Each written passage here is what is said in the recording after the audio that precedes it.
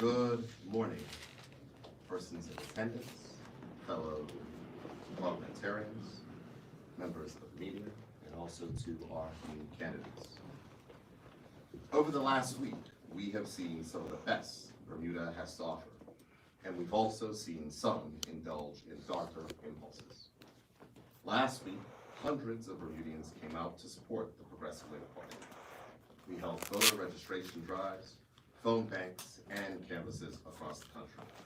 All told, our grassroots activists registered over 500 Bermudians to vote, safely and securely wearing masks and following COVID-19 protocols.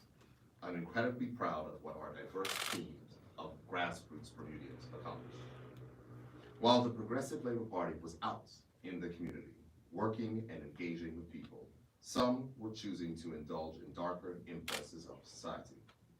Last week, our opponents decided to take the low road in bringing my mother into the conversation about her heritage, and attacked a former MP personally for speaking her mind and refusing to apologize or even comment on it. Bermudians deserve leaders who will give better than no comment when they are caught in a blatant lie. This election is about leadership, and part of good leadership is character. I ask Bermudians to look at the team that our opponents offer and look at our team. Look at our track record and look at theirs and come to your own decision. We are proud to have two incredible team members to announce today. First, I'm incredibly excited to have Dr. Ernest Peets back as our candidate in constituency number 10, Smith North. Dr. Peets came very close in the last election, and we're so glad that he is back to finish the job. Dr. Peets isn't active in our community just to profit off of it. He's active in our community to serve the people. He is a champion for mental health, treating addiction, reducing criminal recidivism, and uplifting young Bermudians. He has a commitment to service, and this is exactly the kind of mindset we need in the House of Assembly. And I am confident that with hard work from Dr. Peets and his team, that the people of constituency number 10 will put this servant of the people to work for them in the House of Assembly. And now I introduce to you the PLP candidate for constituency number 10, Dr. Ernest Peets. Good morning. Thank you so much, Premier. To the party, executive, parliamentary caucus, central committee, and constituency branch of C10, I truly want to thank everyone for this opportunity this morning. The 2017 election was historic on many levels and served as my formal introduction to politics. I was overwhelmed by the support of the voters who came out in droves to support the PLP and my candidacy, since which my commitment to public service and my passion for constituency 10 has only grown. I'm looking forward to representing you again in the next general election. I may be relatively new to politics, but I'm no stranger to helping and addressing the needs of people who make up this great country. I have a very long career in human services, and I bring important skills, knowledge, and experience to the political arena. As such, I'm looking forward to being your champion as it relates to mental health, addiction, reducing criminal recidivism, and supporting our young folk through education and sports. Those of you who know me best know that I'm quick to listen, and I'm always willing to engage in meaningful dialogue to build consensus and strong partnerships. I also bring a trusted and transparent leadership that I believe you can depend upon. In 2017, I had the opportunity to canvass Smith's North extensively. I was able to build relationships with the residents and was gratified by their support. Although I fell short by just a mere 40+ votes, I'm back in 2020 to finish the job. As your elected official, I promise you I'll be committed to ensure that all the residents from Loyal Hill all the way to Shelley Bay are valued and that their concerns are noted and acted upon. The concerns are largely national, as you would imagine: the economy, COVID-19, education, for example. I'm confident in our leadership on all of these key issues, and I believe there is only one team that is prepared to take us forward, and that is the Progressive Labor Party. At the end of the day, I believe this election is really about leadership, and which leader you and I want to lead Bermuda forward regarding our economic recovery. I'm very proud this morning to stand with Premier David Burt, the PLP team, that have cautiously and calmly led us through this pandemic, and I'm confident that the PLP team will get us through our economic revival.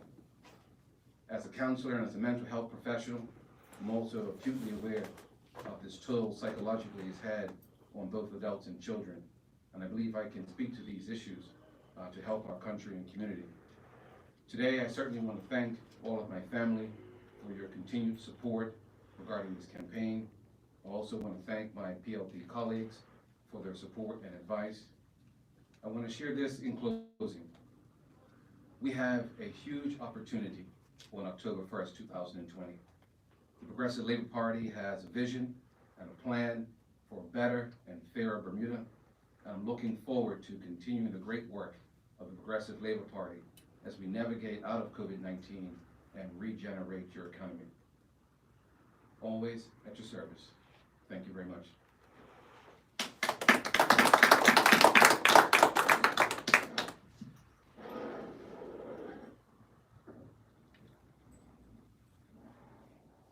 Thank you very much, Dr. Peets, and it's a pleasure to have you back on the team for this upcoming general election. Now to announce our candidate for constituency number 32, Mr. Curtis Richardson. Curtis is an entrepreneur who is one of Bermuda's frontline ambassadors in tourism as a taxi operator. In the last general election and in the 2018 by-election, Mr. Richardson did an incredible job, and during the by-election brought the Progressive Labor Party to its highest level of support ever in Paget East. We are confident that with more work, he will grow that support even further. There should be no such thing as a safe seat, and the Progressive Labor Party will ensure that voters across the country have a choice when they go to the polls on October 1st. If you give the voters a choice between the leadership teams, we are confident that they will choose our team as we are best suited to see Bermuda through these difficult times. And now I will ask Curtis to reintroduce himself to the voters of Paget East and also to the voters of the country. Curtis Richardson.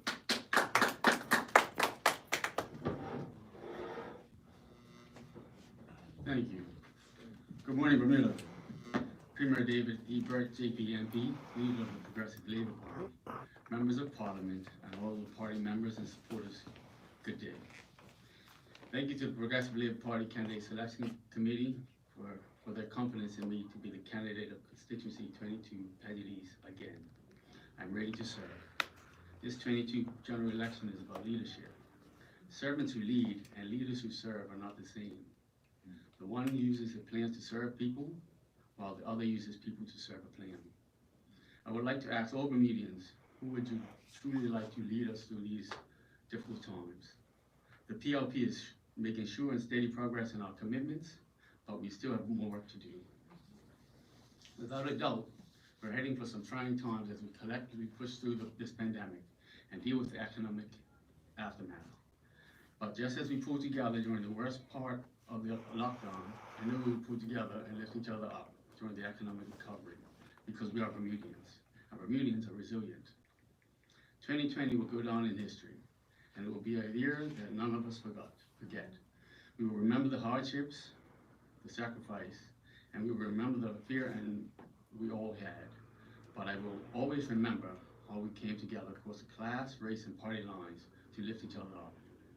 I enjoyed being on your doorsteps and the conversation we had across Paget East during the general election and the by-election. We made some tremendous progress.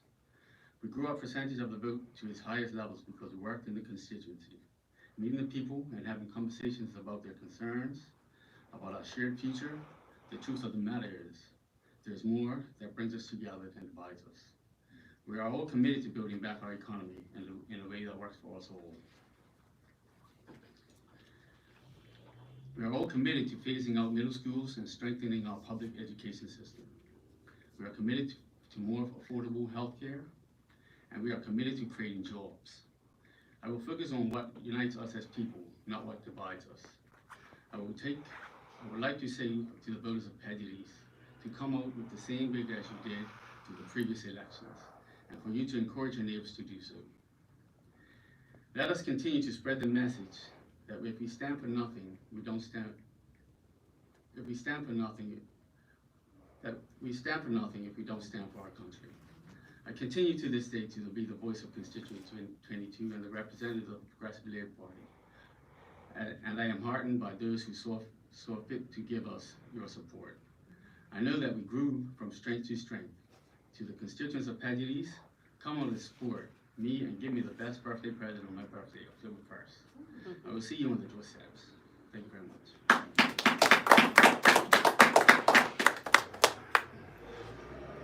Thank you, Curtis, and congratulations again. And happy to take any questions from members of the media at this time. Of course, we'll go with all questions for myself, so we don't have to pay microphone roulette. We'll then go to Dr. Peets, and then we'll go to Curtis. Mr. Premier, over the last week or so, every press conference, it seems like the PLP is hitting back at the OBA over the allegations made and the comments made in the video between Leah Scott and Ben Smith. Is this going to continue until you get an apology, or at some point are you going to focus on other things? Well, I think we focus on a lot of things if you speak about the work in which we're doing and the record of contrast. But I think that it's actually surprising that the media have let the One Bermuda Alliance get away with him telling a blatant lie and not even as much as an apology. So for me, yeah, it's a little bit personal, but I think that it's important that people are reminded about the character of the persons that are leading the country and the persons who are vying for leadership inside the country. We're not talking about anyone, we're talking about the deputy leader of the opposition party of this country. So from that perspective, I think that at least something should be said.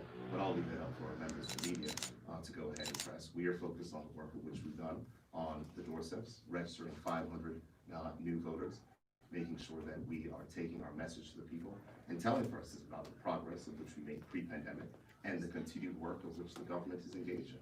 The fact is that in 2019, there were 650 more jobs in Bermuda than there were in 2017. We are making progress.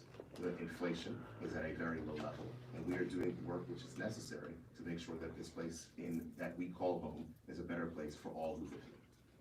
Thank you. Good morning.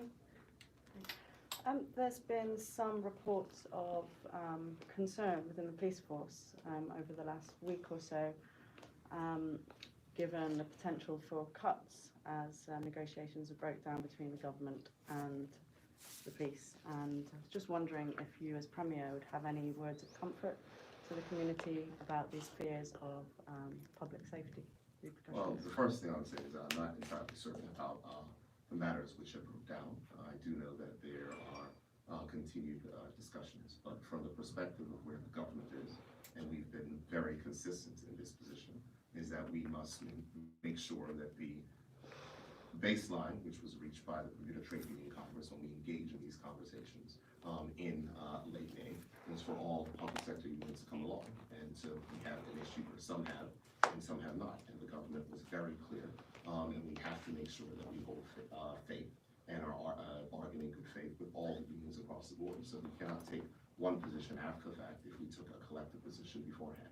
So we will work through this process, and I'm certain that we will come to a place of resolution. But in regards to comfort to the community, I'm certain that between the discussions which I've had with Government House and the discussions that the Minister of National Security will have with the Police Commissioner, that whatever operational changes may or may not be required, then we will make sure that the safety of the community is at the forefront. Yeah. Thank you. And just one more on that same issue. We're talking about level playing field with all of the uniformed services. What the BPS, the Police Service, is arguing is that they are still owed a 4.5% pay rise from 3 years ago, and also they don't want to move on health insurance. They want to keep their health insurance as is, which the prison officers were able to keep through a court case earlier this year. Well, I'm not entirely certain that would be the fully accurate thing. The court case had struck down the ruling of the tribunal, and then we are back to negotiations on that perspective. So that is certainly a place of impasse. What I can say is that the government has been incredibly reasonable in that position. No police officer they were proposals that were put on the table that would not affect any current police officer. It was something that was laid out and given options, so we've been entirely reasonable in this perspective. But the drive to ensure that all unions are treated fairly on the issue of government health insurance is something that has gone back for many administrations. The government offered to increase salaries by the amount of health insurance, which will increase a person's pensionable salary and which will put persons in a better position to get us to the point where we end this discussion. So we're going to continue to go through that. If we're speaking about the backdated pay increases, the backdated pay increases are tied to an overall agreement. So we're going to work through those processes. That was a mandate which was laid out for all unions, and for the unions which we have been able to reach agreement with, those pay increases have been given. But what we have to do, and this is what's important when it comes to leadership, is that you have to be transparent and you have to be consistent. We have been consistent in this regard, and leadership requires you to make difficult decisions. This government has proven that it is not afraid to make difficult decisions, and we have to carry through with the mandate of which we have been given by the persons, and to make sure that we are not changing where we stand in the face of adversity, because that's where you get to challenging situations, and the government cannot allow itself to do that. Thank you. Good morning, Premier. Unionized hotel workers have rejected a deal proposed. Do you foresee a resolution before the year's end? I think that's an interesting question, but as Minister responsible for tourism, I can certainly speak to that. I do know that there was a collective deal for an MOU that was put towards all hotel workers, and that collective deal was rejected. But I do note that they have now gone and followed a process of individual MOUs with individual hotels, and that was the reason why the Hamilton Princess was able to open its doors on Friday. So it's a process that will continue. The Minister of Labor continues to work with the Bermuda Industrial Union and also with officials within tourism to make sure that we can get more and more hotels open. And it might have to be an individual MOU basis, because treating the overall hotel sector might be a little bit challenging with the same requirements, but we're going to continue to press on with that. And I think that what we have to look at is it's very easy to focus on the challenges which we have, but I think if you focus on the success of our second largest hotel property, being that of the Hamilton Princess opening its doors on Friday, with so many persons going back to work, is a testament of the energy which has been required by so many different bodies in government to get us to that place. So I'm happy to work with the industry, happy to work with our labor partners, and happy to make sure that we can get Bermudians back to work, and we are showing and demonstrating progress in that regard. Thank you. And as part of your platform, there's been a lot of mention of the unemployment rate dropping pre-pandemic. Are you able to provide any updates as to where we are with that presently?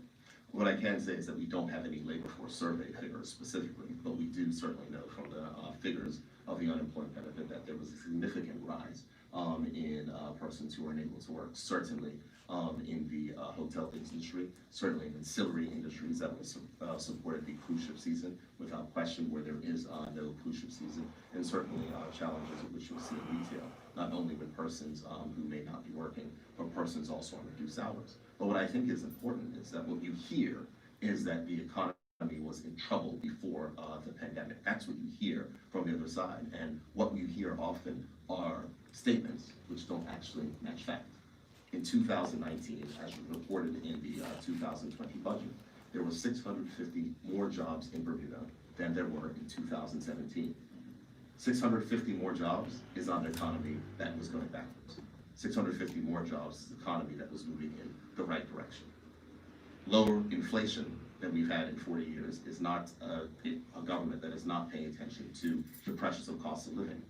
The first time that core energy rates have dropped is something that means that we are holding true to the promise of which we made to the voters of addressing the matters of cost of living. So I would say that it's important that things are kept inside of context. Perfect example, there was another issue that was made from the opposition when it came to fintech, and some figure that was plucked out of the air of 31 jobs. The latest figures are that 16 jobs in Bermuda have been created in fintech. 35 of those jobs are Bermudian jobs. The fact is that progress is being made, and more progress will happen. We have to be very steady when it's on focusing on the issue of diversification, and we have to make sure that we're taking a long-term view of the economy. It is very simple to take a short-term view, borrow some money, have an America's Cup, do certain things, privatize the airport, and for a short-term boost. But then the long-term effects of that are monies of which the government has to pay out. We believe that the best way to focus on building the economy is in a sustainable way, which can generate jobs and income and wealth over the long term. And that is the difference of which the voters will have to choose from when they go towards the poll. Short-term thinking or long-term investment inside this country, which will create wealth for future generations. We're just under a month from Election Day, October 1st. When will we hear the PLP's election platform? We will certainly hear the election platform before voters go to the polls, but over the next few weeks, we're going to continue laying out our economic plans for the country. And I think you have seen what we've done and also what we intend to do. I think the first thing is that we're going to remind voters of the promises of which we made in the last election manifesto, and the fact that in our 4th year in office, well over 65% of those things have been done.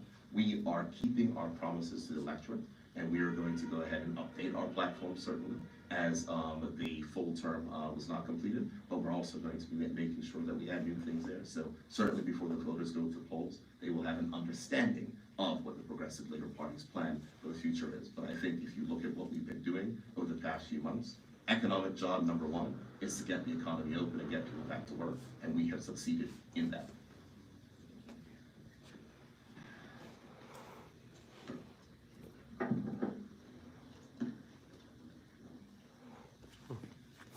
Dr. Peets, good morning. Good morning.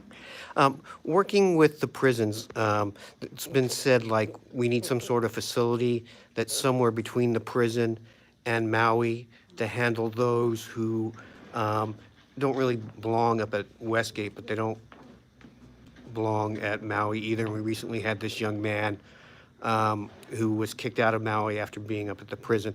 What's your assessment on that? All right, what you're talking about actually is the continued care.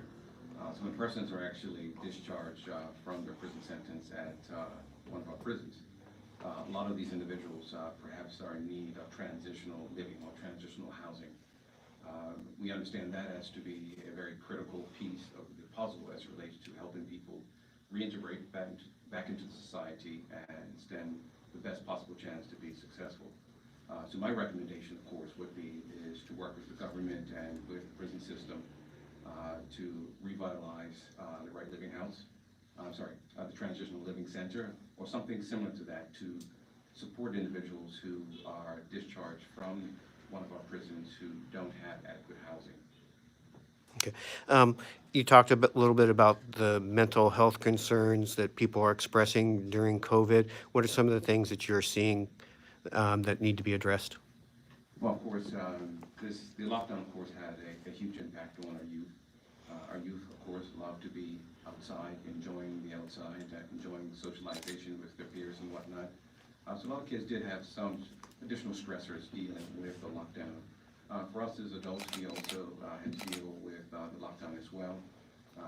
At least as it relates to my interaction with the mental health agencies, we have seen some uptick as it relates to issues regarding acute care, depression, anxiety, continued drug addiction, and so on and so forth. I'm really, really proud of our health officials and policymakers regarding how we've handled COVID-19. As I've traveled around the world this summer and talked to friends and family overseas, everyone is wishing that their country would have followed our model. So, of course, nothing's absolutely perfect, but I think we have done a far better job than a lot of other jurisdictions. You mentioned earlier that it was 40-some votes. I think it was 47. What can you do to get at least 24 people who voted for your opponent to vote for you this time around? Yeah, well, we have an excellent team supporting us. The branch is very active. We've got a team of volunteers. We're doing everything we can. Of course, it's a short campaign period, but for us, the campaign never really stopped after 2017.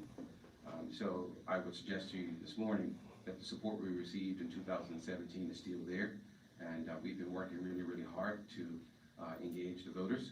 Some of the demographics have changed a little bit, but we're doing really, really, really well in that regard. Thank you very much. Good morning. You mentioned you're going to be looking after Shelley Bay if you take it. And we're Our looking boundary actually is just shy of Shelley Bay. just shy of Shelley Bay. I think that knocks my question of concessions at Shelley Bay to boost small businesses. I guess that's not your necessarily. Actually, that falls out of consideration number 10, but I do understand the residents in that area. Actually, Bermudans in general love Shelley Bay, particularly parents. So I would imagine that dialogue will continue as it relates to how that beach is actually going to be used. Yeah, okay, I'll leave that one. In terms of your constituency, have you heard of who you're going to be up against? Is it going to be the Michael Dunkley as per usual? I haven't heard anything official. Our job, of course, is just to focus on what our job is, and that is to meet the voters, understand the issues, represent them the best way that we can, and offer them a choice. And I believe right now, the Progressive Labour Party has a better choice.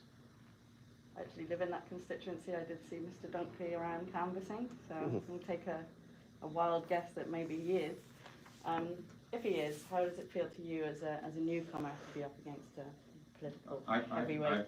I've enjoyed a cordial relationship with Mr. Dunkley over the years. We've worked together on a few different projects. But today, at least it relates to my candidacy, I'm not running against Michael Dunkley. I'm running for the voters in C10. And I have a lot to offer as it relates to my experience that I would like to bring to the political arena. And I would like to represent C10 so that Progressive Labour Party and the stability regarding leadership continues to grow. Thank you. Hi, Dr. Peets. Working as an addiction specialist, besides transitional living, what do you feel is missing from our current model that can help improve recovery rates in Bermuda? Well, addiction professionals and our mental health professionals are doing an admirable job given the resources that they have.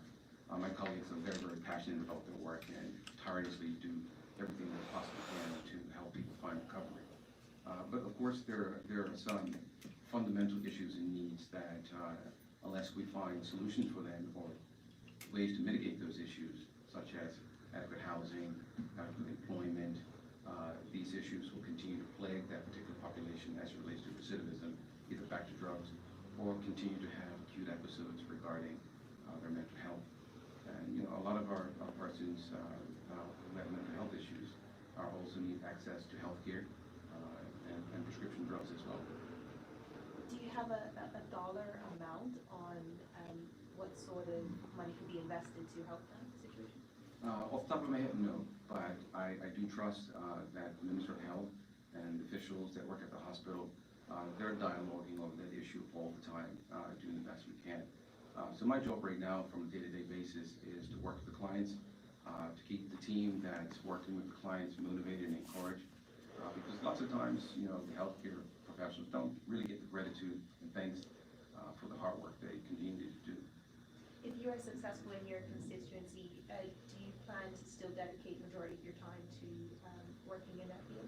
Yeah, I've built a career around human services, mental health, addiction, and recovery. And these things are very, very passionate for me. But at this particular point in time and this in my political career, I'm really at the disposal of the party and disposal of the leader. So I'm here to help, I'm here to serve. I have wonderful skills that I think can benefit the community, benefit the country, and I'm here to serve.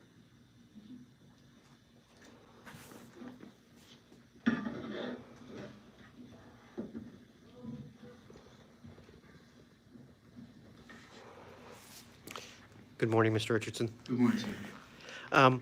In driving around tourists since the airport's reopened, what sort of comments are you getting from them about the procedures and how safe they feel?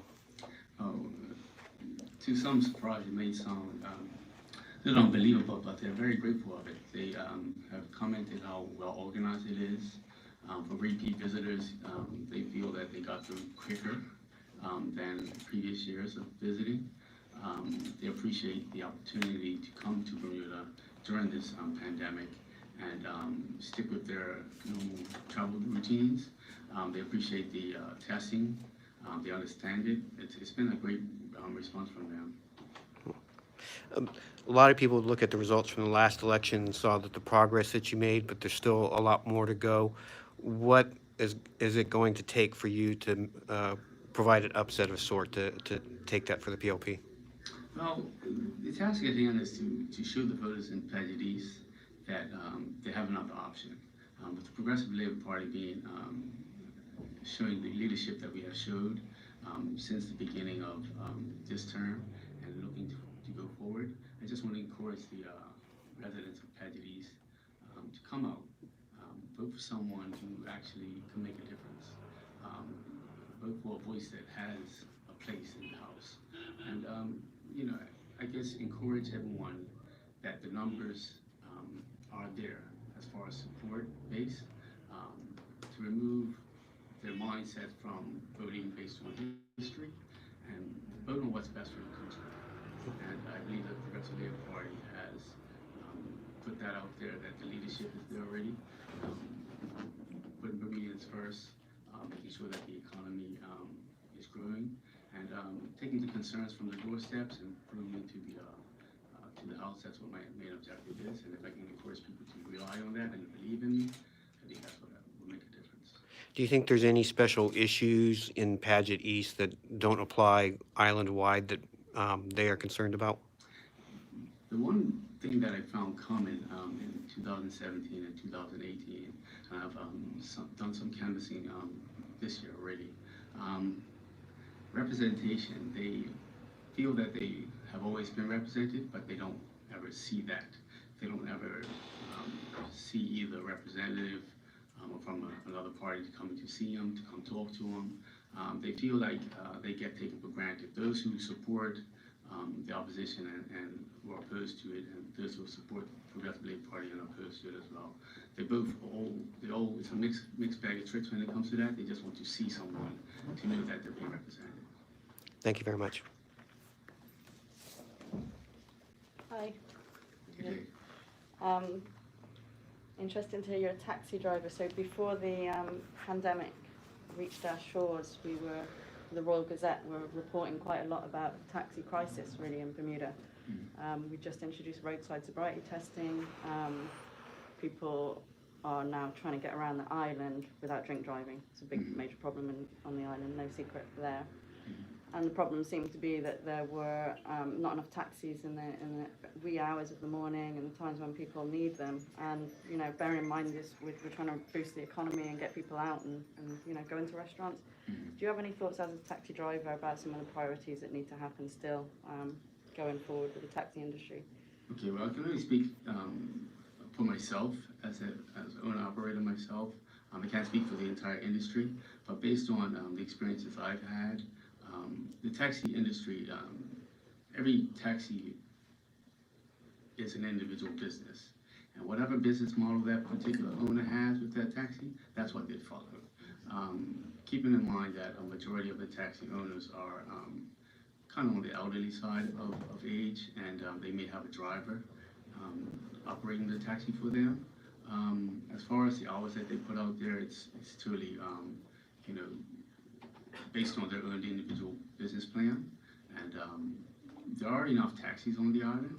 It's just that to have the demand met, it's kind of like the crystal ball effect. You would have to know how many people are actually going to be needing taxis. So it's a little bit different to establish when to be able to at work and actually to meet that demand. So as far as moving forward, the taxi industry has been encouraged by government to stick to being out there and being available. Aside from underrepresentation in your constituency, are there any other specific issues that are arising there that you could speak to, that you're hearing about? Not within the constituency itself, on a national level, of course, there are concerns with the education. I hear that a lot more even than the economy. The economy comes a close second, but a lot of people are wanting the education system to finally get to the point of where we are working towards. The Progressive Labor Party is working towards removing the middle school system. It's heavily supported in that area. Right, thank you. Thank you. I think you touched on all of the questions, so thank you. Thank you. Well, members of the media, thank you very much for your attendance, and look forward to seeing you back again here tomorrow for another press conference from the Bermuda Progressive Labor Party. Have a wonderful afternoon.